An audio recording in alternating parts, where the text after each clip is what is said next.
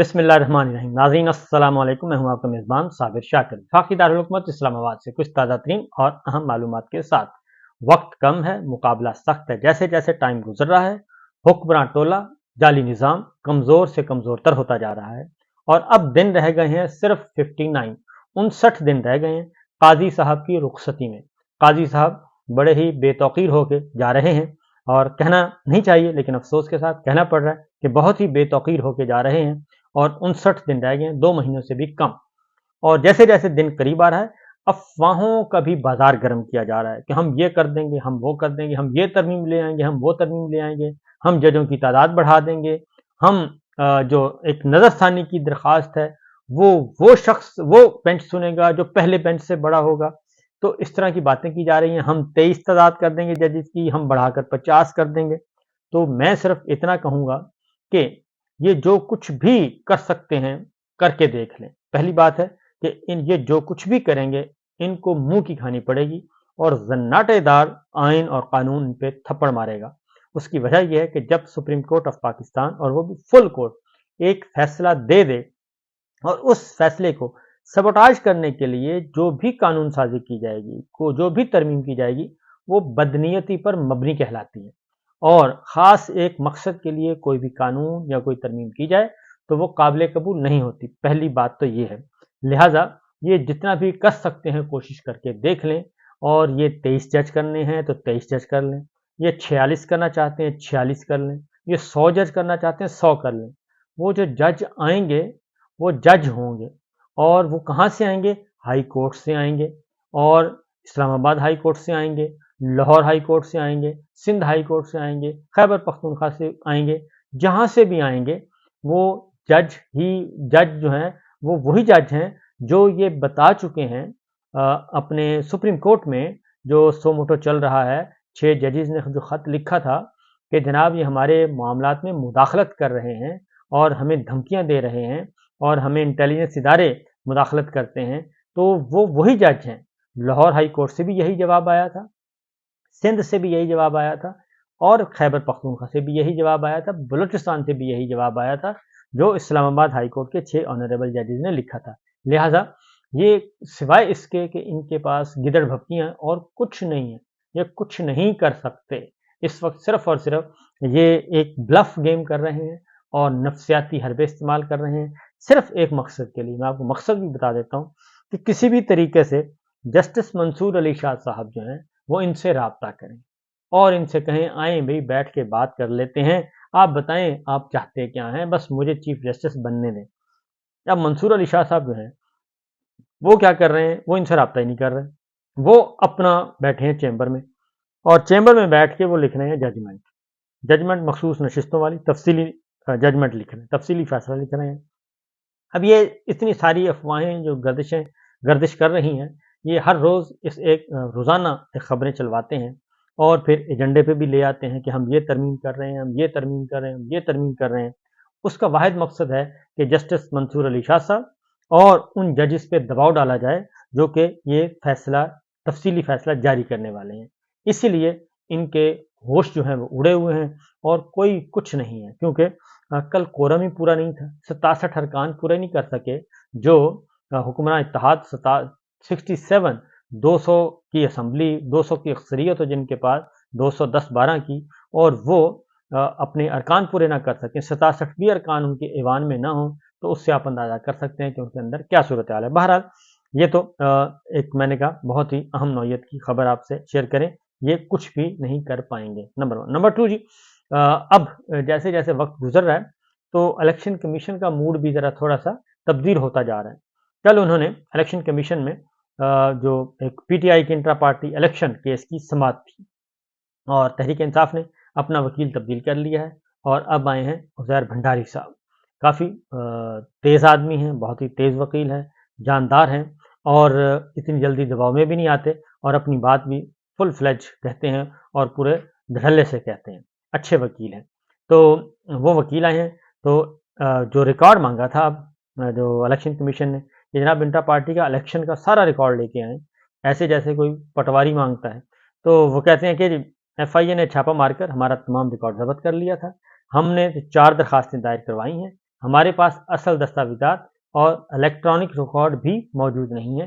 عزیر نذیر بھنڈاری صاحب نے یہ بات کہی۔ انہوں نے کہا جی سب کچھ لے گئے، اور بیرسٹر گوہر نے کہا کہ آپ نے ویڈیو تو دیکھی ہوگی، ہمارا واٹر ڈسپینسر بھی لے گئے، اور الیکشن کمیشن ہدایت دے تو ریکارڈ ایف آئی اے سے حاصل کیا جا سکتا ہے۔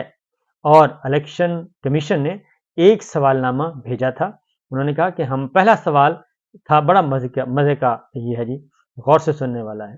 وہ کہتے ہیں، عزیر بھنڈاری کہتے ہیں کہ الیکشن کمیشن نے ہم سے پہلا سوال پوچھا تھا کہ تحریک انصاف کی اب کیا حیثیت ہے؟ تو عزیر بھنڈاری نے کہا اس سوال کا جواب سپریم کورٹ کے مخصوص نشستوں سے متعلق شارٹ آرڈر میں آ گیا ہے، اور وہاں سے آپ جا کے پڑھ لیں۔ اب وہاں پہ کیا لکھا ہوا ہے؟ وہاں پہ لکھا ہوا ہے کہ Pakistan Tehreek Insaf P T I was a political party and is, کہ سیاسی پاکستان تحریک انصاف ایک سیاسی جماعت تھی اور ہے۔ تو عزیر بھنڈاری نے الیکشن کمیشن سے کہا کہ ذرا سپریم کورٹ کا شارٹ آرڈر پڑھ لیں، اس میں آپ کے اس سوال کا جواب مل جائے گا جو آپ نے ہم سے پوچھا ہے۔ تو عزیر بھنڈاری نے کہا کہ سپریم کورٹ کے تفصیلی فیصلے کا انتظار کر لیا جائے تو اس بات کی بھی وضاحت ہو جائے گی۔ اور الیکشن کمیشن نے مخصوص نشست سے متعلق سپریم کورٹ سے وضاحت مانگی ہے۔ اس درخواست میں الیکشن کمیشن نے کہا ہے کہ تحریک انصاف کا کوئی انتظامی ڈھانچہ نہیں ہے۔ عزیر بھنڈاری نے یہ بات کی، ہم الیکشن کمیشن کی اس بات کو تسلیم نہیں کرتے، اور ہم نے تحریک انصاف کے ان نئے انٹرا پارٹی انتخابات سے متعلق سپریم کورٹ میں کوئی گزارش نہیں کی۔ ممبر کے پی کے، ہم نے سپریم کورٹ سے پوچھا ہے کہ انٹرا پارٹی انتخابات تسلیم ہونے تک پارٹی سرٹیفکیٹ کس کے تسلیم کیے جائیں، یہ ممبر الیکشن کمیشن کہہ رہے ہیں۔ تو بیرسٹر گوہر نے کہا کہ آپ نے جن 39 ارکان کو پی ٹی آئی کا تسلیم کیا ہے انہیں بھی سرٹیفکیٹ میں نے ہی جاری کیے تھے، ہم آپ کے دستخط کے باعث 39 ارکان کے سرٹیفکیٹ تسلیم نہیں کیے، سپریم کورٹ کے حکم پر کیے۔ اب یہ کہہ رہے ہیں کہ ہم نے آپ کے دستخط نہیں بلکہ سپریم کورٹ نے حکم دیا تھا، تو سپریم کورٹ نے حکم تو پھر 80 ارکان کا دیا تھا، تو 80 ارکان کے پھر تسلیم کر لیں۔ تو عزیر بھنڈاری نے کہا کہ سپریم کورٹ کا فیصلہ الیکشن کمیشن کے سامنے ہے، سیاسی پارٹی کے انٹرا پارٹی الیکشن درست ہیں یا نہیں اس کا فیصلہ الیکشن کمیشن نہیں بلکہ اس کا فیصلہ الیکشن کمیشن نہیں کر سکتا، کیونکہ عزیر بھنڈاری نے کہا کہ ایک بات ذہن میں رکھیے کہ آپ صرف یہ دیکھ سکتے ہیں کہ انٹرا پارٹی الیکشن ہوا یا نہیں، آپ کے پاس یہ اختیار نہیں ہے کہ آپ اس کی آگے چھان بین شروع کریں۔ الیکشن کمیشن نے دائرہ اختیار اور سپریم کورٹ کے وضاحت آنے تک کیس کو زیر التوا رکھنے کی تحریک انصاف کی درخواستوں پر فیصلہ محفوظ کر لیا۔ اب آپ چاہتے کیا ہیں؟ ممبر نے پوچھا الیکشن کمیشن کے۔ ہم یہ چاہتے ہیں کہ مخصوص نشستوں سے متعلق سپریم کورٹ کی وضاحت یا تفصیلی فیصلہ آنے تک الیکشن کمیشن اس کیس کی سماعت نہ کرے، عزیر بھنڈاری نے کہا۔ اور تحریک انصاف نے یہ بھی کہا کہ انٹرا پارٹی الیکشن سے متعلق الیکشن کمیشن کا دائرہ اختیار نہیں ہے، وہ بھی ہم تسلیم نہیں کرتے۔ انٹرا پارٹی الیکشن کی جانچ پڑتال الیکشن کمیشن کے دائرہ اختیار میں آتی ہی نہیں ہے، لہٰذا آپ کا یہ سٹیپ بھی غلط ہے۔ الیکشن کمیشن صرف یہ دیکھ سکتا ہے کہ انٹرا پارٹی انتخابات ہوئے یا نہیں، عزیر بھنڈاری نے کہا۔ الیکشن کمیشن پہلے دائرہ اختیار کا فیصلہ کرے اور اس کا پہلے وہ فیصلہ سنائے، اور اس کے بعد پھر ہم آگے چلیں گے، یہ عزیر بھنڈاری نے کہا۔ اور ڈی جی لاء نے کہا کہ سپریم کورٹ نے اپنے شارٹ آرڈر میں کہا تھا کہ صرف 41 آزاد ارکان کے پارٹی سرٹیفکیٹ جمع کروائے جائیں، تو سپریم کورٹ نے کسی مخصوص جماعت کا ذکر نہیں کیا تھا، یہ ڈی جی لاء نے کہا۔ اب الیکشن کمیشن نے سپریم کورٹ سے یہ وضاحت مانگی ہے کہ 41 ارکان کی پی ٹی آئی میں شمولیت کے لیے کس کا سرٹیفکیٹ تسلیم کیا جائے۔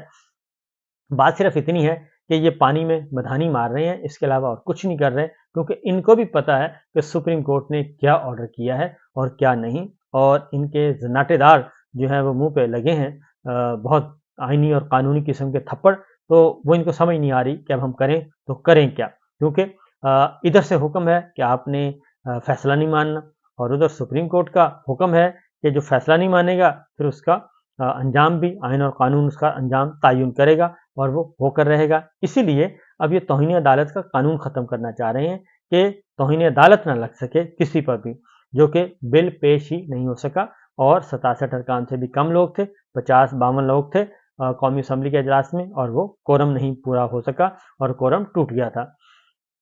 سپریم کورٹ نے ہدایت کی تھی کہ جن کاغذات بیرسٹر گوہر نے یہ کہا جی کہ ہم نے 8 مارچ کو انٹرا پارٹی الیکشن کے ڈاکومنٹس جمع کروائے تھے اور سپریم کورٹ نے ہدایت دی تھی کہ جن کاغذات نامزدگی پر پی ٹی آئی سے وابستگی کے بیان حلفی لگے ہوئے ہیں وہ پارٹی کے امیدوار تصور ہوں گے۔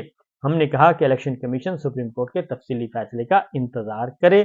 یہ بات ہو گئی ہے جناب، اور اس طریقے سے یہ فیصلہ ہو گیا ہے محفوظ، اور بلکہ محفوظ نہیں، اس کو ڈیفر کر دیا گیا ہے کہ سپریم کورٹ کا تفصیلی فیصلہ آ رہا ہے، اس کا انتظار کیا جائے۔ تو فیصلہ کافی جو آئے گا جی وہ ان کے ہوش اڑا دے گا، بس میں اتنا کہہ سکتا ہوں۔ دوسرا جو امپورٹنٹ کیس تھا جی، لاہور ہائی کورٹ سابق ڈپٹی سپرنٹینڈنٹ اڈیالہ جیل محمد اکرم بازیاب نہیں ہو رہے۔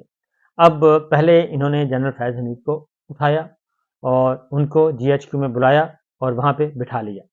اب جنرل فیض حمید سے متعلق یہ تلاش کر رہے ہیں بندے، کیونکہ بندے مل جائیں، کوئی گواہ مل جائے، کوئی وعدہ معاف گواہ بن جائے، کوئی 1، کوئی 2، کوئی 3، کوئی چوکیداری بن جائے، کوئی چوکیداری گواہ مل جائے کہ جو یہ کہے کہ جناب بالکل ہم جنرل فیض حمید سے رابطے میں تھے اور جنرل فیض حمید ہمیں پیغام دیتے تھے، ہم وہ پیغام عمران خان تک پہنچاتے تھے یا بشرا بی بی تک پہنچاتے تھے۔ یہ لنک جوڑنے کی کوشش کر رہے ہیں، اور اس وقت تک جو میں آپ سے بات کر رہا ہوں، اس وقت تک ایسا کوئی ایویڈنس ان کو نہیں ملا، نمبر 1۔ نمبر 2، بطور D G I S I وہ جو کام انہوں نے کیے ان کو کور حاصل ہے، لیگل کور، ان سے وہ بالکل وہ ایک راز ہوتا ہے، وہ راز اور راز ہی رہتا ہے۔ بطور D G I S I وہ اس وقت کر نہیں سکتے۔ اب ان کے پاس ایک ہی ہے 9 مئی کا معاملہ، اس وقت اگر 9 مئی کے معاملے میں ان کو کرنا ہے تو اس وقت کرتے، 15 مہینوں کے بعد۔ اب یہ سارے کا سارا اصل ہے پولیٹیکل موٹیوز ہے۔ تو سابق ڈپٹی سپرنٹینڈنٹ جیل جی کی بازیابی کی درخواست تھی، اور جج ہیں لاہور ہائی کورٹ کے راول پنڈی بینچ ہے جسٹس مرزا وقاص رؤف، اور اہلیہ ہیں محمونہ ریاض، اور انہوں نے اور ان کے بیٹے نے درخواست دائر کی ہے، اور وکیل ہیں ایمان مزاری۔ 14 اگست سے یہ لاپتہ کیا ہوا ان کو، اور ابھی تک کوئی نہیں مل رہا۔ اور اب جو لیٹسٹ آیا جی، محمد اکرم کون سی ایجنسیز کے پاس ہیں، عدالت کس کو ڈائریکشن دے، یہ کل عدالت نے پوچھا، اور ایمان مزاری نے کہا کہ ہمیں شک ہے کہ محمد اکرم انٹیلیجنس اداروں کے کسٹڈی میں ہے، اور وہ کہتے ہیں کہ ہم اب کس کو آرڈر کریں، ہم مفروضوں پر کسی کو کوئی ہدایت جاری نہیں کر سکتے، آپ کے پاس مصدقہ انفارمیشن نہیں، مقدمہ درج ہو چکا، اس میں بھی ایسی کوئی بات نہیں ہے، آپ عدالت کو بتائیں کہ محمد اکرم کس کی کسٹڈی میں ہے۔ اور وزارت دفاع نے ڈپٹی سپرنٹینڈنٹ محمد اکرم سے متعلق اپنی رپورٹ عدالت میں جمع کروائی، اور عدالت نے سی پی او راول پنڈی کو 29 اگست کو پھر دوبارہ طلب کر لیا ہے، اور انہوں نے کہا کہ یہ سنجیدہ معاملہ ہے، جیل انتظامیہ کو ابھی تک پتہ نہیں کہ ان کا افسر جیل سے غائب کیسے ہو گیا، اور عدالت نے کہا کہ اس کا مطلب ہے اڈیالہ جیل میں قیدی سمیت عملہ بھی غیر محفوظ ہے۔ اب یہ بڑی بات ہے اصل کہ یہ جیل کے اندر ہی ان کا گھر تھا جی، یہ سرکاری گھر، اور وہاں سے ڈپٹی سپرنٹینڈنٹ جیل کو اٹھایا گیا ہے، اور جیل حکام کہتے ہیں ہمیں پتہ نہیں ہے کہ کون اٹھا کے لے گیا ہے، اور وہاں پہ 150 کیمرے لگے ہوئے ہیں، سی سی ٹی وی فوٹیج موجود ہے، اور نمبر 1۔ نمبر 2 یہ کہ یہ ممکن ہی نہیں کہ جیل اتھارٹیز کو پتہ ہی نہ ہو اور بندہ اندر سے غائب ہو جائے، یہ ہو ہی نہیں سکتا۔ تو اس لیے وہ کہتے ہیں کہ سنجیدہ معاملہ ہے، اور جیل انتظامیہ کو ابھی تک نہیں پتہ کہ ان کا افسر کہاں غائب ہو گیا، اور وہ بھی جیل کے اندر سے۔ اس کا مطلب ہے کہ جیل میں قیدی سمیت عملہ بھی غیر محفوظ ہے۔ اور ریٹ آف دا اسٹیٹ کہاں گئی، جج صاحب نے پوچھا، ہر کوئی اپنا فریضہ ادا کرے تو کسی کو کوئی پریشانی نہیں ہو سکتی، جیل حساس جگہ ہے، جیل کا افسر غائب ہے، پولیس کا کام ہے اس کو ڈھونڈے۔ عدالت نے سی پی او راول پنڈی کو 29 اگست کو بلا لیا ہے، اور ان سے پوچھا ہے کہ جناب کیا ہے، جبکہ وزارت دفاع نے یہ کہا ہے کہ محمد اکرم ڈپٹی سپرنٹینڈنٹ جیل وزارت دفاع کے ماتحت کسی ادارے کی تحویل میں نہیں ہے، یعنی کہ نہ ہی وہ آئی ایس آئی کے پاس ہے، نہ ایم آئی کے پاس ہے، اور نہ ہی ایف آئی یو کے پاس ہے۔ اور محمد اکرم سے متعلق انٹیلیجنس ایجنسی سے بھی معلومات حاصل کی گئی ہیں، وزارت دفاع کی حد تک محمد اکرم سے متعلق درخواست نمٹائی جائے، یہ کل انہوں نے کہا، لیکن عدالت نے یہ درخواست نہیں نمٹائی، بلکہ سی پی او راول پنڈی کو بلایا ہے کہ آئیں اور آ کے بتائیں کہ یہ سب کچھ کیا ہو رہا ہے۔ تو یہ ساری جو علامات ہیں، علامات صرف یہ ہیں جی کہ ان کو سمجھ نہیں آ رہی کہ یہ کریں تو کریں کیا، جائیں تو جائیں کہاں، اور حقیقت یہی ہے کہ بہتر یہی ہے کہ یہ سارے کا سارا سسٹم کو لپیٹیں، فارغ کریں، اور ایک فریش الیکشن کی طرف جایا جائے۔ اجازت دیجیے، اللہ حافظ۔